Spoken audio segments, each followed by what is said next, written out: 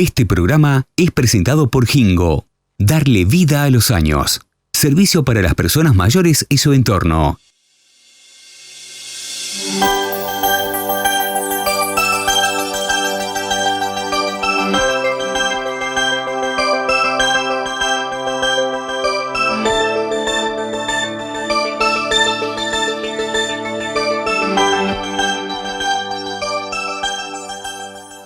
Hola a todos, bienvenidos a Hablemos de Salud.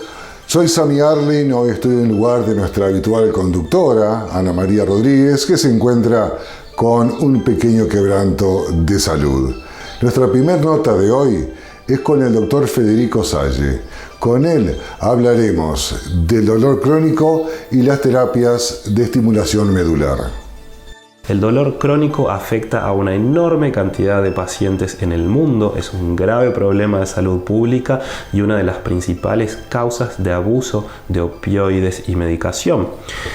Básicamente esto se trata también de un marcapasos que libera impulsos sobre la médula espinal para evitar que el dolor, por ejemplo, de la columna o de los miembros inferiores llegue hacia el cerebro.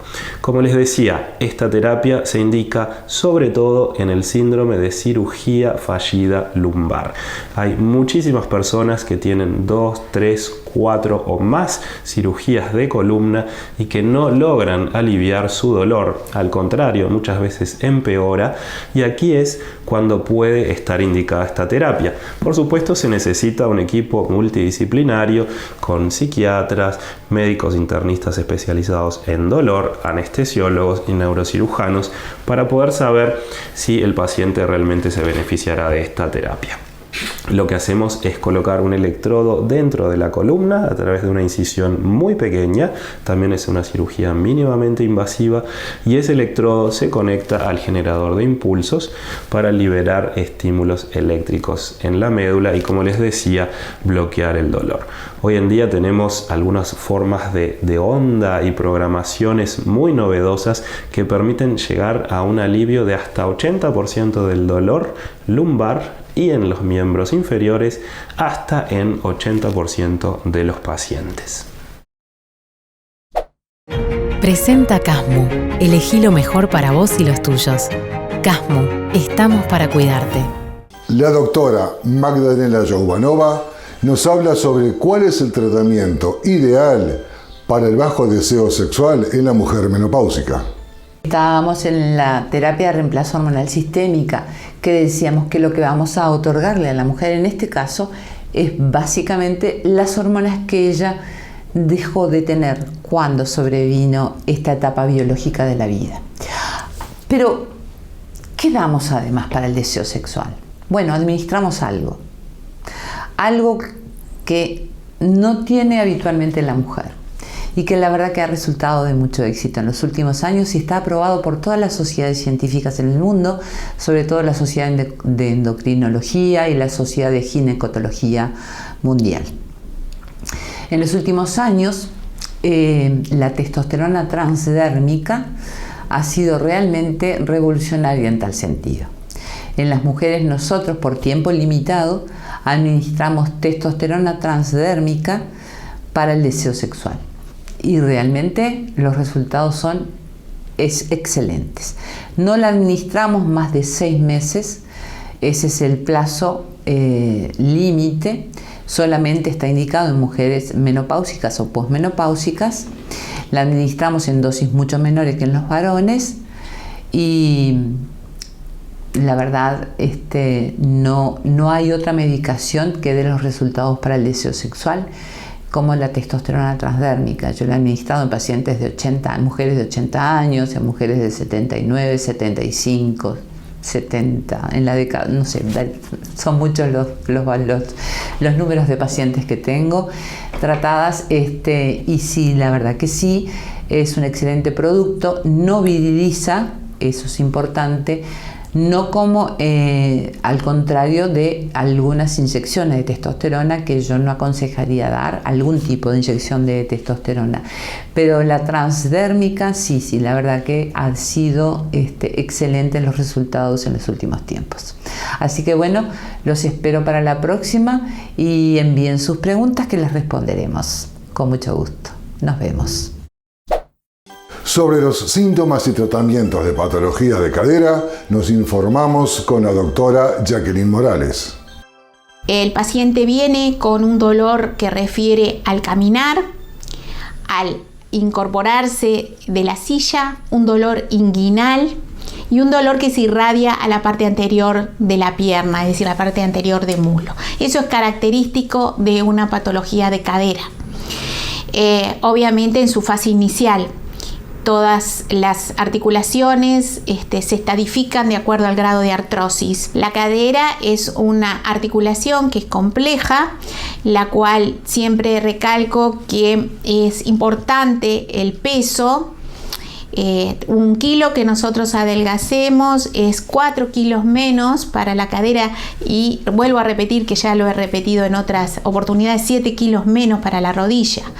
Es importante saber si hay una dismetría, de ahí que nosotros hacemos una valoración integrativa del paciente. Valoramos todas las articulaciones, su eje, la dismetría, la ortopedia, cómo está la marcha, si es una marcha disfuncional, si tiene alteración en la marcha, porque eso es fundamental, porque si un miembro es más corto que el otro, evidentemente que a través del tiempo el cartílago del miembro que está más largo, ese miembro va a ir gastando en forma más rápida que el otro miembro que está más corto. Es decir, es fundamental la valoración ortopédica, hacer una corrección de eje, una buena alineación. Las líneas de abordaje de cadera es también protocolizado de una manera distinta de lo que es rodilla.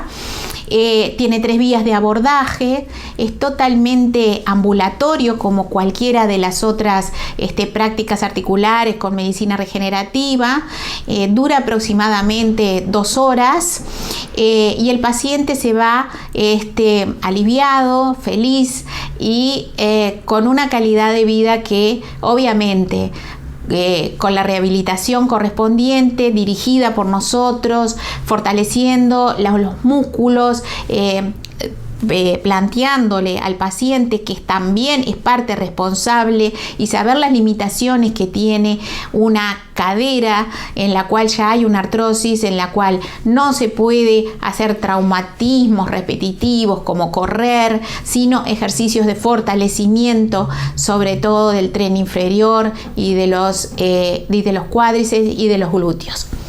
Esto hace que el plasma rico en plaquetas introducido en esas articulaciones dure mucho más tiempo. La doctora Ivana Impalomeni nos habla sobre un examen que se hace durante el embarazo, el estudio del ADN fetal. El ADN fetal en sangre materna es un examen que nos permite, el básico, obtener información sobre trisomía 21, que es síndrome de Down, trisomía 18, que es síndrome de Patot, y trisomía 13, que es síndrome de Edwards. Estas 3 trisomías son las 3 trisomías más frecuentes en el ser humano y por eso son las que primero se criban o se tratan de detectar. El ADN fetal en sangre materna lo que nos hace es darnos una estimación de riesgo, ¿sí? Pero con mucha más sensibilidad o capacidad de detección que cuando lo hacemos con ecografía y factores maternos. La sensibilidad diagnóstica por ejemplo, para el síndrome de Down de un ADN fetal en sangre materna es de un 99%. ¿Qué es lo importante de saber? Que igual lo tenemos que confirmar mediante la obtención de material fetal, sea tanto punción de vellosidades coriales entre la semana 11 y 14 o mediante la obtención de líquido amniótico a partir de la semana 16. Esa es la forma que tenemos de confirmar el diagnóstico de estas trisomías u otro diagnóstico.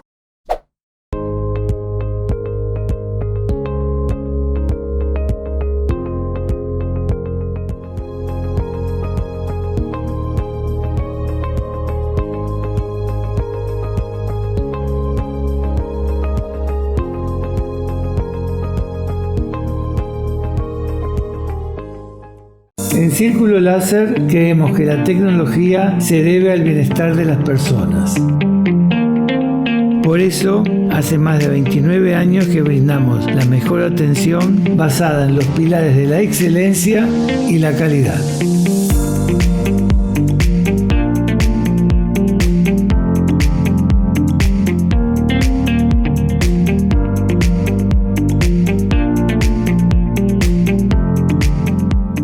El Hip Trainer es el dispositivo ideal para tener tus glúteos tonificados, elevados, duros y perfectos en tan solo 12 minutos de uso diario. Es muy fácil de colocar y lo puedes usar en cualquier momento del día. Solicítalo al 092-133-700 y no pierdas la oportunidad de llegar al verano con los glúteos que siempre quisiste tener.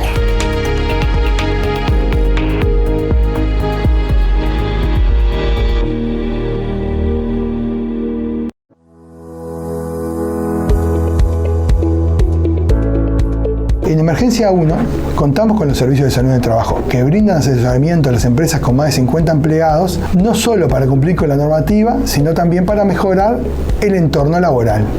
Estamos dispuestos a realizar consultas personalizadas para brindarle asesoramiento sobre estos temas. Muchas gracias.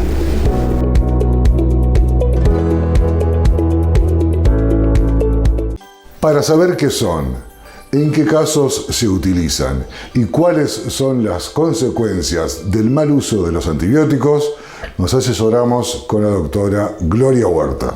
Los antibióticos son medicamentos que se usan para tratar infecciones bacterianas. Es importante hacer hincapié en que solamente sirven para infecciones bacterianas, no tienen ninguna actividad viral y no tienen actividad parasitaria en su mayoría, y si se usan de manera inadecuada en una enfermedad viral, lo que pueden hacer es complicar el curso de la enfermedad viral o prolongar a esta enfermedad.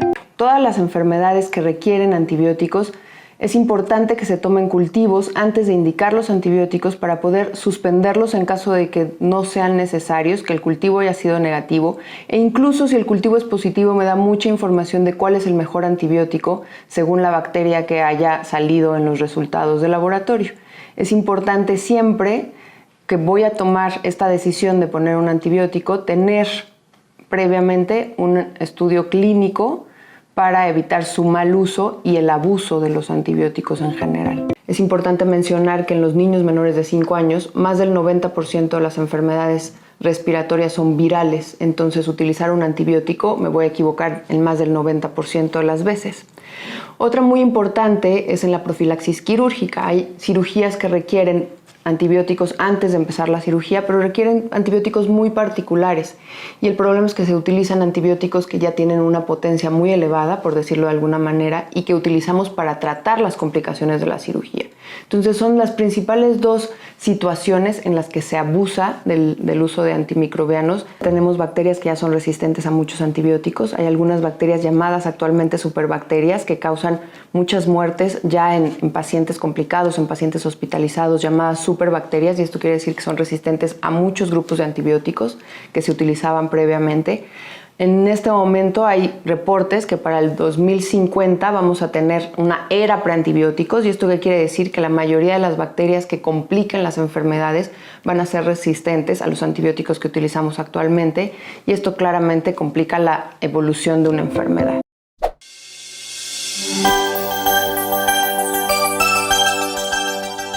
La oncofertilidad es una subespecialidad dentro de la medicina reproductiva, de la cual nunca nos debemos olvidar, y tenemos que seguir insistiendo en este aspecto tanto a nuestros colegas que trabajan en esta disciplina como a nuestros pacientes.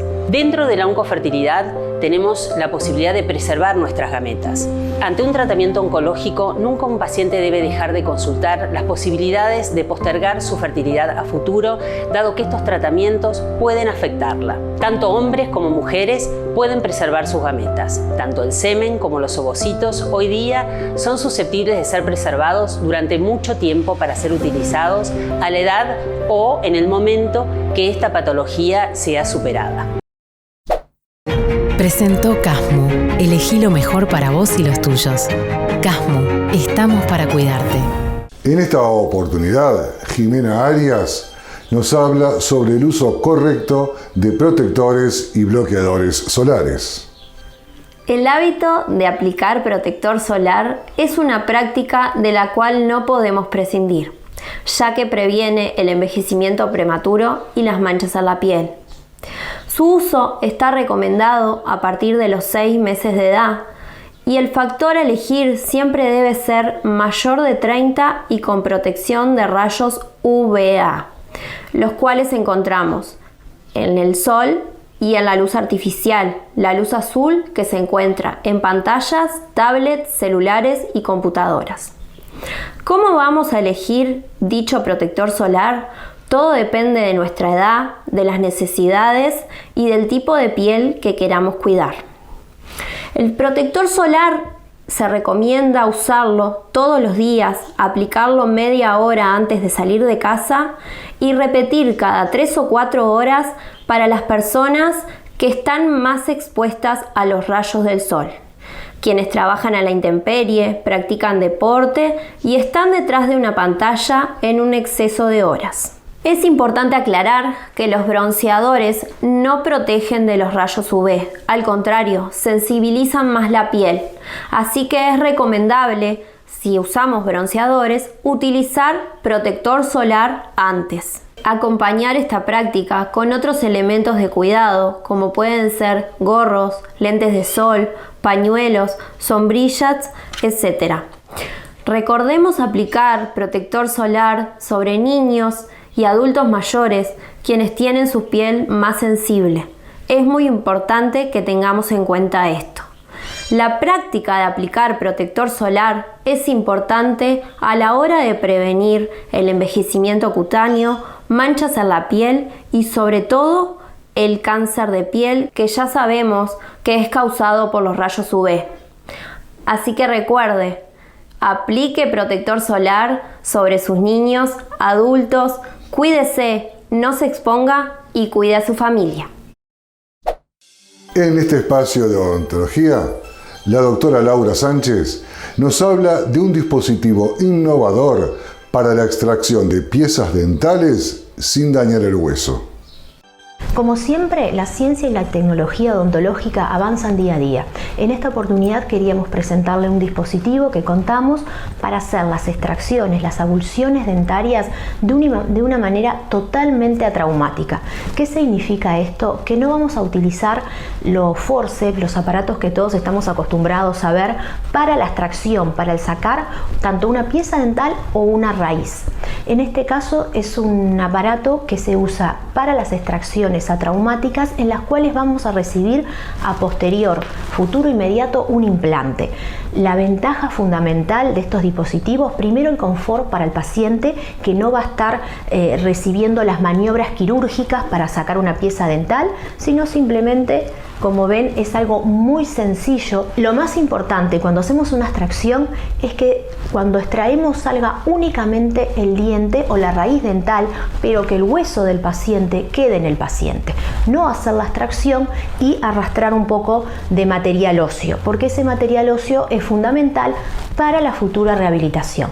Con estas técnicas atraumáticas, además del bienestar y el confort para el paciente, se extrae únicamente el diente, quedando a su alrededor todo el hueso, todo lo que es la tabla alveolar, que es fundamental para la rehabilitación posterior. Queríamos compartir con ustedes esta nueva técnica porque, además de lo poco invasivo, realmente tiene muchas ventajas biológicas al dejar en perfecto estado el hueso para rehabilitar a futuro con un implante o para no tener esas grandes reabsorciones óseas que suceden a veces cuando hacemos extracciones, que se viene un poquito de esa tabla vestibular de ese hueso, que es muy importante mantener en boca.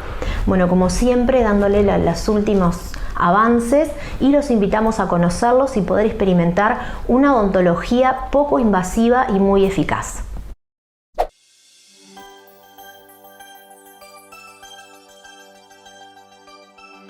El doctor Leonardo Sande, asesor de este programa, nos habla de hipotiroidismo y su relación con el aumento o descenso de peso.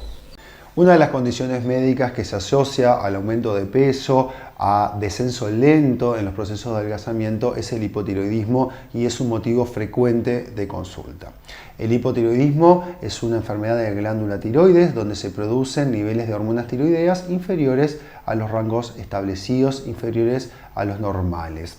Las causas de hipotiroidismo pueden ser múltiples, algunas son congénitas, otras inmunológicas, en algunos casos quirúrgicas por alguna intervención que haya requerido el paciente. Las manifestaciones clínicas que genera esta enfermedad, una es el aumento del peso de las personas, después también puede tener debilidad, fatiga, un cansancio extremo, dolores musculares, calambres, con mucha frecuencia también se asocia el estreñimiento, caída del pelo, las uñas, las cejas, piel seca y débil. El diagnóstico se realiza con exámenes de laboratorios y de imagen. El examen de laboratorio son muy simples, son dosificar las hormonas tiroideas, que son la T3, la T4 y la TSH, que es la hormona contrarreguladora. Un diagnóstico de hipotiroidismo siempre requiere de un estudio de imagen o una simple ecografía o tomografías o resonancias para poder descubrir qué es la causa, cuáles son las causas que generaron esta condición médica. El tratamiento es simple, implica reponer las hormonas tiroideas, reponer este déficit hormonal que tienen los pacientes con píldoras de T4 o en algunos casos algunos pulsos de T3. Esto se debe de controlar cada 6 o 8 semanas para ver si el paciente logró un nivel hormonal adecuado. Es importante mencionar y transmitir este mensaje a los pacientes que se puede tener un peso saludable y descender de peso incluso a pesar de que tengan esta condición médica que por algunos aspectos puede enlentezar este proceso, pero con una adecuada alimentación y práctica de ejercicio físico se pueden obtener buenos resultados. Para que las instituciones médicas y sus profesionales cuenten con los insumos indispensables, en Galiot les ofrecemos sobretúnicas, mamelucos, cofias, zapatones, guantes de látex y nitrilo, así como también tapabocas N95 y quirúrgicos. Todo lo necesario para cuidar de su salud y la salud del paciente. Solicítelos al 092-133-700 y recuerde que en Galiot ofrecemos el mejor servicio y calidad en cada producto.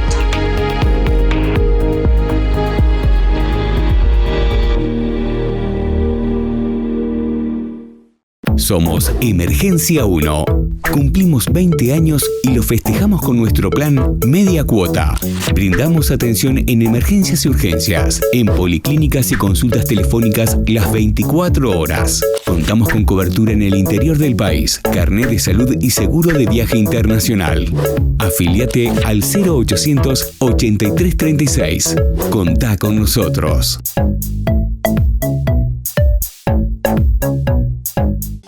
¿A qué se deben las alopecias cicatrizales secundarias y cómo se deben tratar?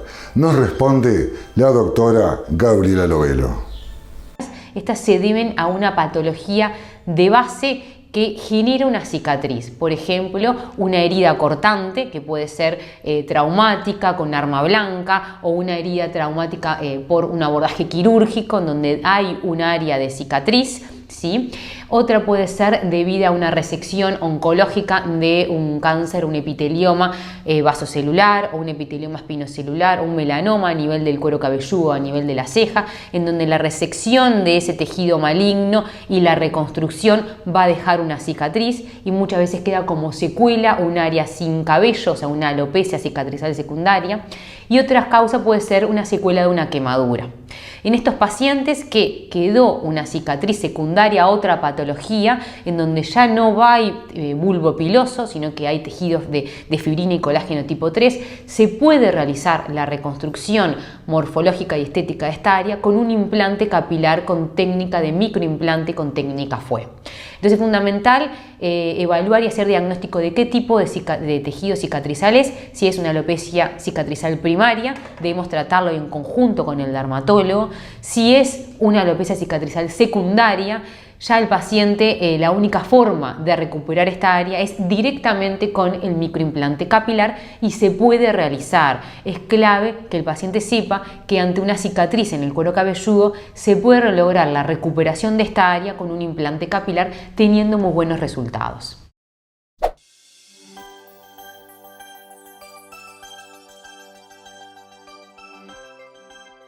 En esta oportunidad vamos a hablar del atragantamiento.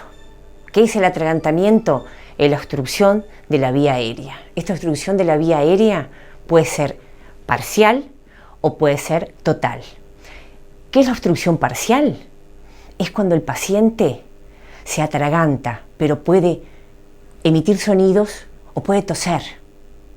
En este caso no debemos introducir nada en la boca del paciente y llamar a la emergencia.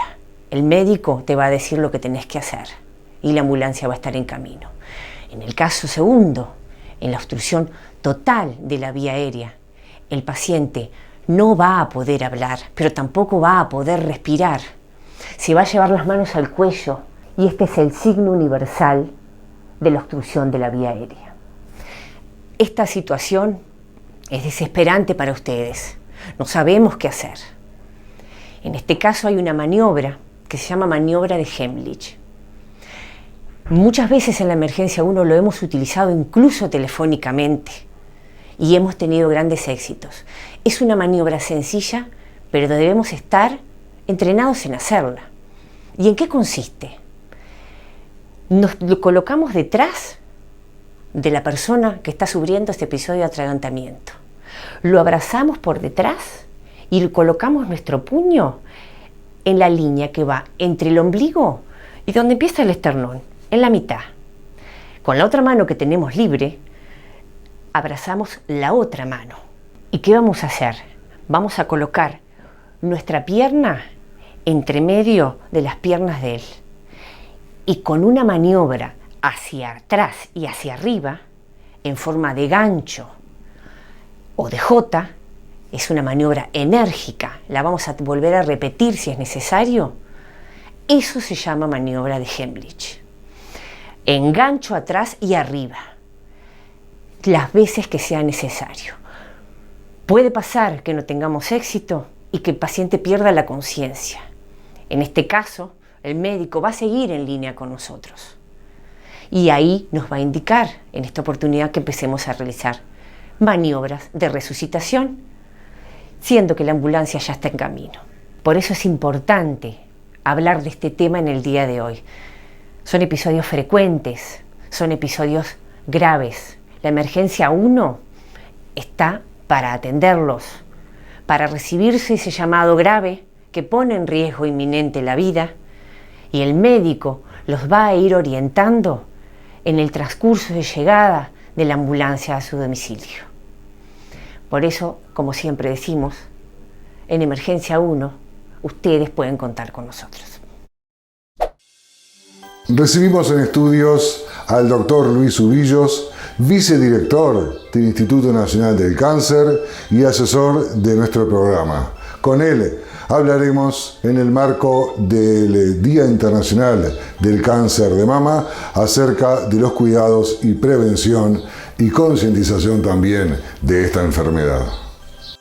Estamos en el mes de octubre y en este mes conmemoramos el Día Internacional del Cáncer de Mama, que es el 19 de octubre.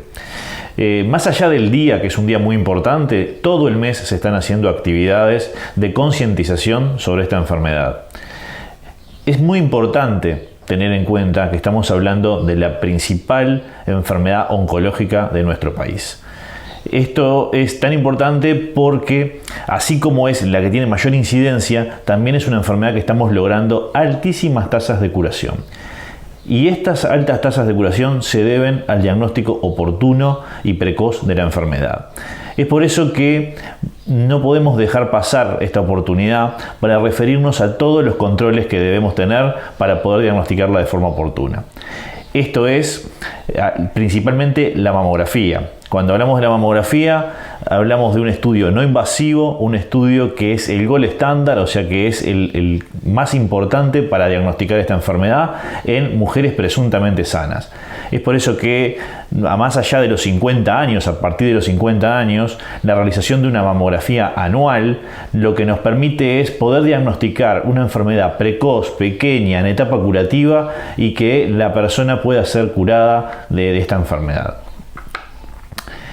Más allá de que las recomendaciones del Ministerio hablan de una mamografía a partir de los 50 años, También es importante recordar el autoconocimiento del cuerpo y consultar con los médicos tratantes, ya sea el ginecólogo de cabecera o el médico general, para poder también tener un examen físico y, si es necesario, iniciar por antecedentes de la familia o por alguna inquietud que tenga la persona.